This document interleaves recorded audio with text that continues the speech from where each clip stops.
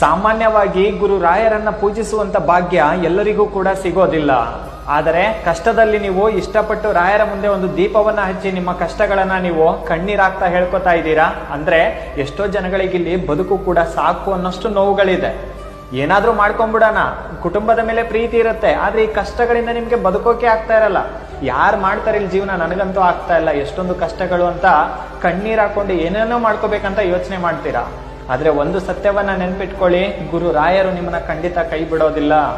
ದಿನೇ ದಿನೇ ರಾಯರ ಪವಾಡಗಳು ಕೂಡ ಹೆಚ್ಚಾಗ್ತಾ ಇದೆ, ರಾಯರ ಭಕ್ತಾದಿಗಳ ಸಂಖ್ಯೆ ಕೂಡ ಹೆಚ್ಚಾಗ್ತಾ ಇದೆ. ಕಾರಣ ರಾಯರು ಅಷ್ಟೊಂದು ಅವರಿಗೆ ಒಳ್ಳೇದನ್ನ ಮಾಡ್ತಾ ಇದ್ದಾರೆ.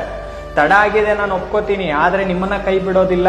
ನಿಮ್ಮ ಅಂತರಾಳದಲ್ಲಿ ಎಷ್ಟೊಂದು ನೋವಿದೆ ರಾಯರಿಗೆ ಖಂಡಿತ ಮುಟ್ಟಿದೆ. ಇಂಚಿಂಚಾಗೂ ಕೂಡ ನಿಮ್ಮನ್ನ ಅರ್ಥ ಮಾಡ್ಕೊಂಡಿದ್ದಾರೆ, ನಿಮ್ಮ ಮನಸ್ಸಿನ ನೋವನ್ನು ಕೂಡ ರಾಯರ ಅರ್ಥ ಮಾಡ್ಕೊಂಡಿದ್ದಾರೆ.